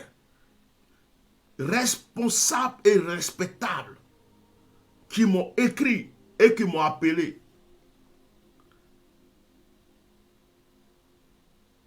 Ce n'est pas eux tous. Mais imaginez que je vais plaire à tout le monde. Comment je vais savoir vraiment qui m'aime pas? Soyez qui vous êtes. Qu'on vous critique, qu'on vous attaque, qu'on vous menace, ça fait partie de votre destinée. Tu tombes, relève-toi, c'est normal. Tu as chuté, relève-toi, c'est normal. Tu as fait une erreur, reprends-toi, corrige-toi avec ton erreur. Si aujourd'hui je fais une erreur, ça va me corriger pour demain. C'est ta vie qui est là. Tant que tu vis, vis comme ça. Tu n'as pas la conviction de faire quelque chose. Ne le fais pas à cause des gens, pour plaire aux gens. Tu n'as pas la conviction de te rallier à quelqu'un, d'aller quelque part, de faire quelque chose. Ne le fais pas, parce que si tu le fais, tu vas mourir. La Bible dit tout ce qu'on fait sans conviction est péché. Soyez vous-même. Ce n'est pas parce que vous avez une croix. En réalité, tout le monde a une croix. Les autres peut-être cachent leur croix. Mais il ne faut pas croire. Souvent vous êtes chez vous, vous croyez que les autres sont mieux que vous, non? Surtout sur les réseaux sociaux. Il y a des gens, ils voient des gens, photos de couple. Et j'aimerais être comme ce couple. Oh, ils sont beaux, elles sont belles. Mais va vivre avec eux une semaine. Tu vas dire, je préfère pour moi qui est à la maison. Il y a des gens qui voient des gens, ils croient qu'ils sont heureux. Parce qu'ils vous font croire qu'ils sont heureux.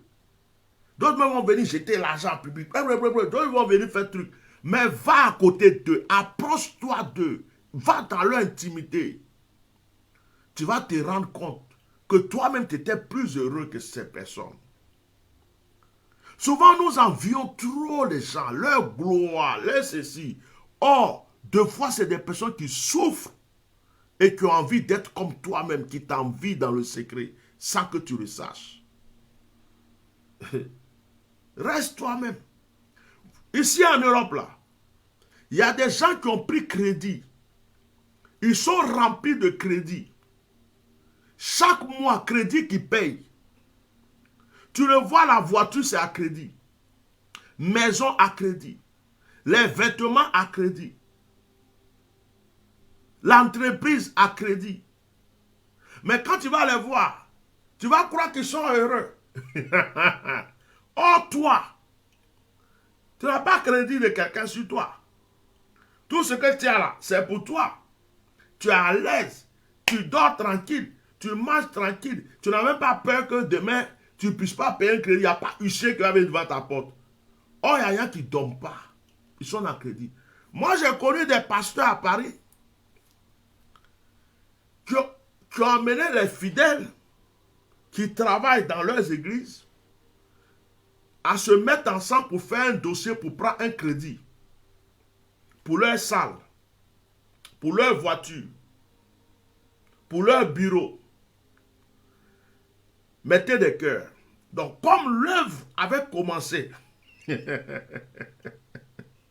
que c'était chaud, bouillant, le prophétique était là.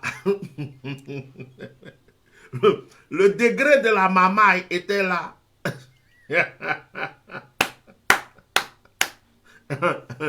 Les gens avaient soif. Les gens avaient soif. Ils disaient, oh, on a eu un prophète. Oh, oh, la prophétesse. Ah, ça là, moi je vais prendre crédit. Hein. On paye combien par mois? Hein? Chacun paye 200 € par mois.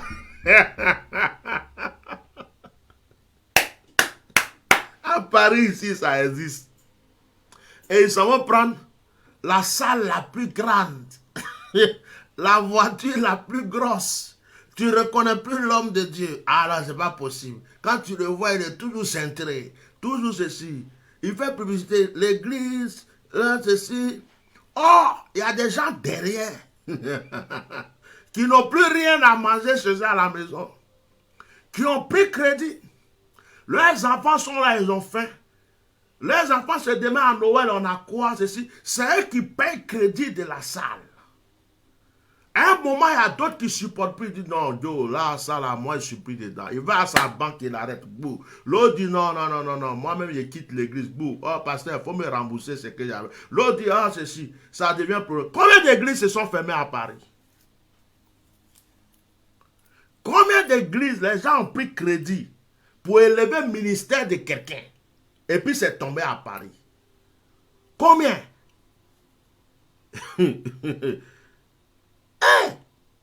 Et si un vieux père et parle en connaissance de cause, combien d'églises? C'est à Paris, nous, on a vu des gens qui ont payé dîmes. Et puis, il revient un jour, il n'est pas content, il dit, il faut me rembourser les dîmes que j'ai données. Tu dis, il va porter plainte. Il y a des gens qui viennent dire, oh, tous les offrandes que j'ai fait, comptabiliser, ça fait tant, il faut me rembourser. Je ne crois plus à ton onction. Ça existe en France, à Paris.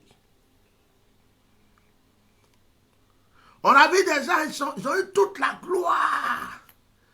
Voiture là, maison là, tout ça. Là, tu dis, wow, Dieu les a bénis. Oh, il y a des gens derrière. Par exemple, c'est un fonctionnaire, l'autre avait une entreprise. Donc, il dit, on va prendre soin du pasteur, on va prendre soin de son ministère. Il faut que l'œuvre avance. Et puis après, il commence à découvrir des petites failles. Il dit, ah, mais il nous avait dit ça, mais ah, donc lui, là, il est comme ça. Donc, il traîne à les brigands. Donc, il traîne à les voleurs. Ah, donc, ah, il aime les prostituées. Ah, donc, ils ont commencé à faire les trucs à dire, non, Joe, ça là, réunion dans réunion. Moi, il respire dans. Et puis, un coup comme ça, bah! On a prié pour des gens qui disent, oh, j'ai eu tous les problèmes de ma vie parce que jusqu'aujourd'hui, je paye crédit. Pour telle église, pour telle salle, pour tel truc. Je suis en interdiction bancaire. Donc, ce n'est pas les gens, tout ce que vous voyez, qui vous présentent une gloire, qui sont effectivement dans une gloire. Ce n'est pas parce que tu as vu une femme qui est bien habillée, qui a tout ce qu'elle a pris, peut-être qu'elle a volé un peu, elle a pris un peu de crédit, ou bien elle a prêté pour porter, tu ne sais même pas. Tu peux voir quelqu'un dans une belle voiture, peut-être c'est le chauffeur de quelqu'un. Ou bien il est parti louer la voiture juste pour le week-end. Mais ça ne veut pas dire que c'est sa voiture. Moi, je loue Dieu depuis que je suis en France, je n'ai jamais acheté une voiture à crédit. Ma 4x4 que j'ai, ma familiale, je l'ai acheté cash. Jamais j'ai pris voiture à crédit. Je pourrais prendre maison à crédit. Je ne prends pas maison à crédit.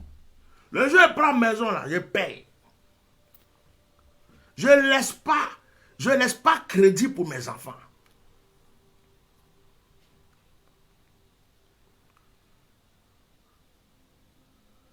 En voulant ressembler aux gens, en voulant que les gens parlent de nous, en voulant qu'on dise que nous là, on fait certaines choses, on rentre dans certaines choses, on s'approche de certaines personnes qui sont comme des poisons pour salir notre vie. Il y a des gens qui te respectaient. Demain, ils te voient avec quelqu'un qui savent que lui là, c'est quelqu'un de bizarre, ils l'ont dit, et puis ils voient que vous rigolez ensemble, vous mangez ensemble, donc les deux sont ensemble, qui quand ça ressemble, se ressemble. Tu peux être pasteur pour convertir la prostituée, le brigand, le voleur, mais tu ne peux pas être pasteur pour traîner avec le brigand, avec la prostituée. Tu peux être pasteur pour convertir le voleur, mais tu ne peux pas être pasteur pour traîner avec le voleur. Le voleur n'est pas ton camarade. Le voleur, tu peux l'aimer, l'apprécier, pour prier pour sa délivrance, l'aider à changer de vie. Mais quand tu traînes avec lui, tu manges avec lui, vous allez dans le même endroit, vous dormez dans le même lieu. À partir de ce moment, tu n'es plus son pasteur, tu es son camarade, tu es son associé. Quand il vole, là, tu voles aussi, tu es recélé. Il faut comprendre les choses. Ce n'est pas parce que je vais prier pour la délivrance d'une prostituée que je dois dormir chez la prostituée. Je dois me promener avec elle. Et je dois être dans les bars avec elle. Je dois être dans les shows avec elle. Je dois être dans les concerts avec elle. En ce moment-là, je ne suis pas allé la convertir. C'est mon bras droit. On est ensemble. J'approuve ce qu'elle fait. Et puis j'aime ce qu'elle fait. Sinon, je prierai seulement pour elle. Sinon, je lui donnerai tant de conseils. Mais me voir traîner avec elle, là, c'est autre chose.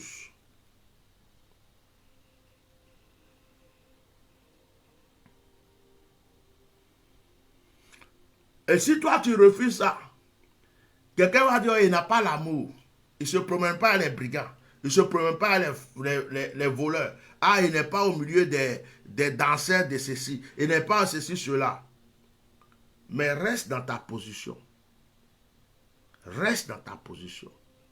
N'envie personne. N'envie pas des gens qui font croire qu'ils ont tout. En réalité, ils n'ont rien. Ils cherchent. Il y a une sorte de business, je vais vous expliquer, puis je termine mon direct.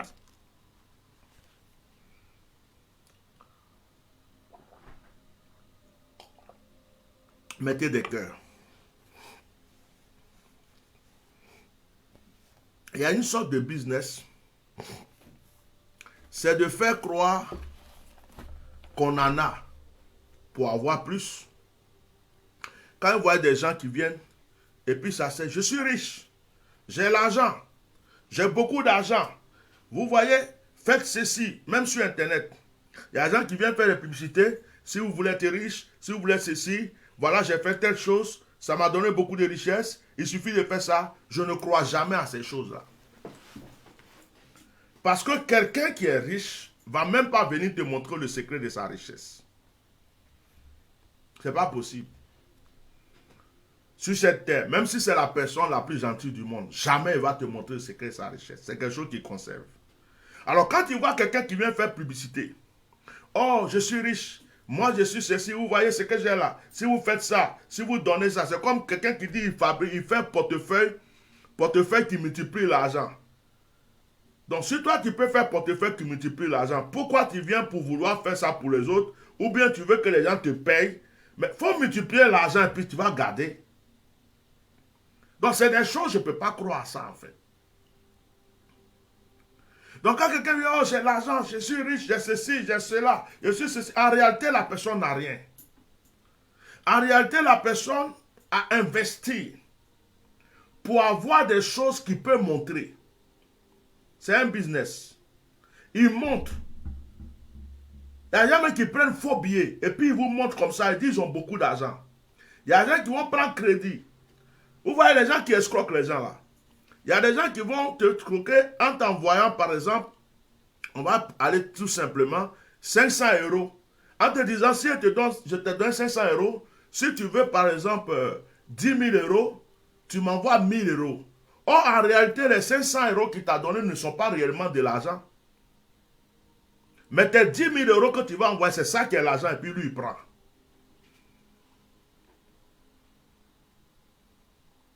Vous comprenez? Ça s'appelle de l'escroquerie mentale. Je n'ai rien. Je viens m'asseoir et puis il dit, j'ai ça.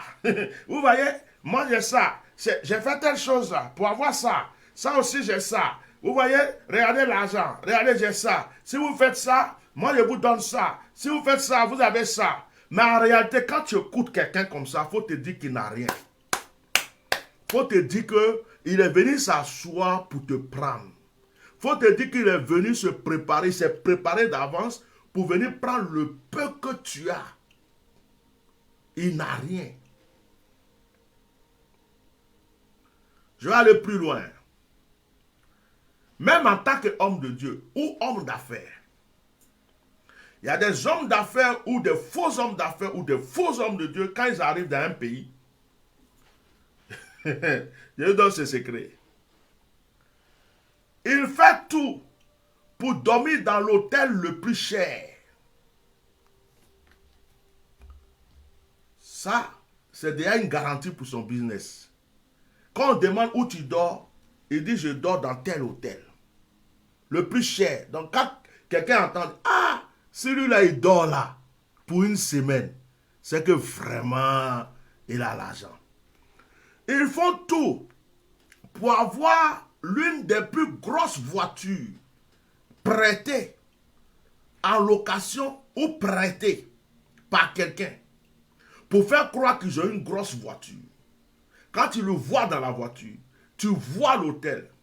Des fois même, ils ont prêté des vêtements ou ils ont pris des vêtements à crédit ou ils ont pris des vêtements de quelqu'un.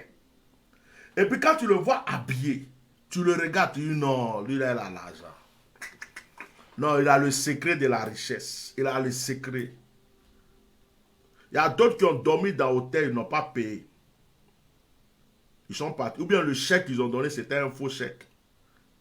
L'argent qu'ils ont donné, c'était des faux billets. Ou bien même, ils ont dit, je vais payer après. À la veille du jour, ils se sont enfuis. Ils sont partis. Il y a d'autres qui ont loué ou prêté voiture de quelqu'un. Ils n'ont même pas payé. Ils se sont enfuis. Il y a d'autres, c'était les vêtements de quelqu'un. Mais toi, tu as cru que c'était ceci. Combien de femmes se sont fait avoir comme ça? Combien de gens se sont fait avoir comme ça?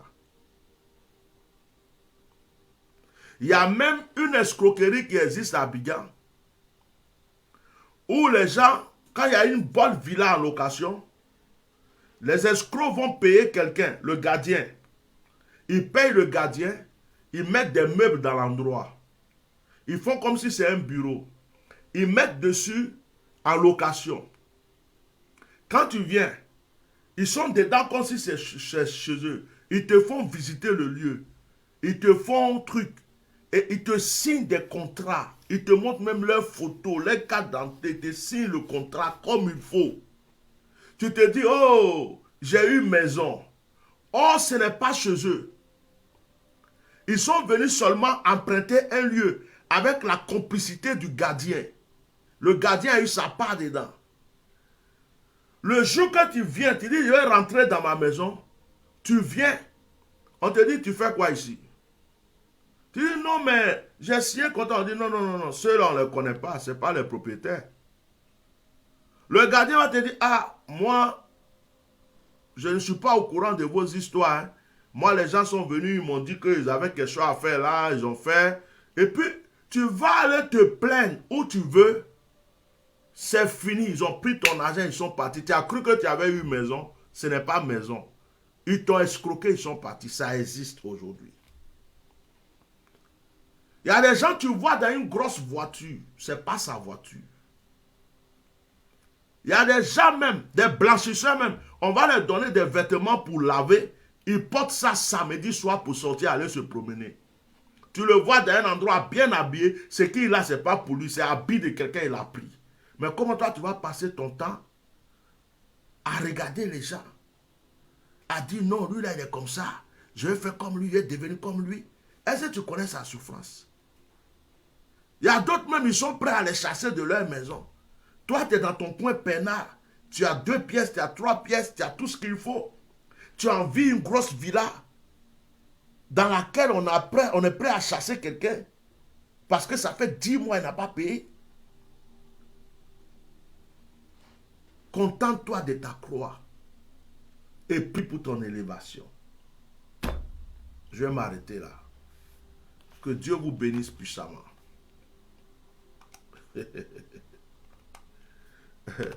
Le bishop Melchisedec voulait vous donner un petit cadeau aujourd'hui. Un cadeau de grâce. Je vais prier avec vous avant de vous libérer.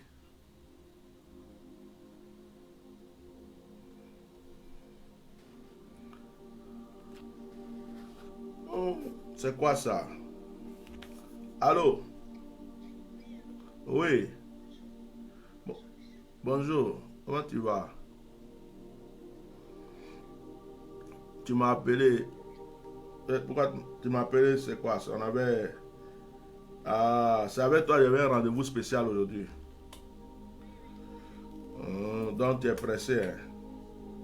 Il a dépassé l'heure.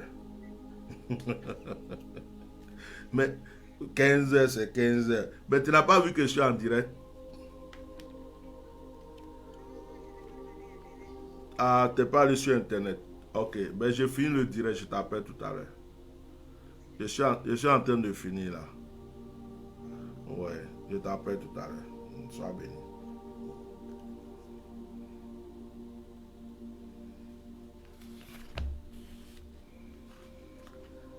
Je prie.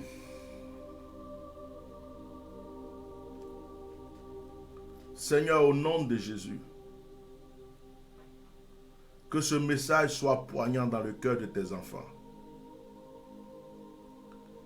Et que chacun, à partir d'aujourd'hui, reconnaisse sa place et puisse supporter n'importe quelle épreuve que tu nous mettras devant, puisse supporter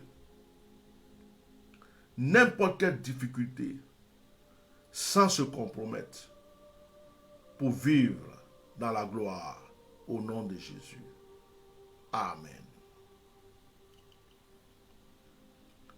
Vous m'accordez 5 minutes encore. Pendant que je priais, j'ai pensé, mettez des cœurs s'il vous plaît, j'ai pensé un peu à l'histoire du multipartisme et du président Gbagbo en Côte d'Ivoire. Je ne suis pas FPI, mais dans la vie, il y a l'exemple et la vie de certaines personnes que tu peux prendre comme enseignement. Je me rappelle autant que Gbagbo luttait pour le multipartisme que Houphouët vivait, nous tous nous avions peur pour ce monsieur. On se disait, ah, lui là, Houphouët va le descendre, il va avoir des problèmes. On a vu un monsieur, Gbagbo Laurent, qui a lutté, qui affrontait Houphouët comme personne ne l'a fait. Il parlait à Houphouët, il disait des choses à Houphouët. On était devant la télé, on se disait, ah, le monsieur là, il n'a pas peur du vieux, regarde ce qu'il dit, regarde ce qu'il fait. Il a été en exil, il a été en prison, il a été tout. En fin de compte, Houphouët l'a accepté. Le multipartisme a été accepté en fin de compte. Nous avons vu l'histoire de Nelson Mandela.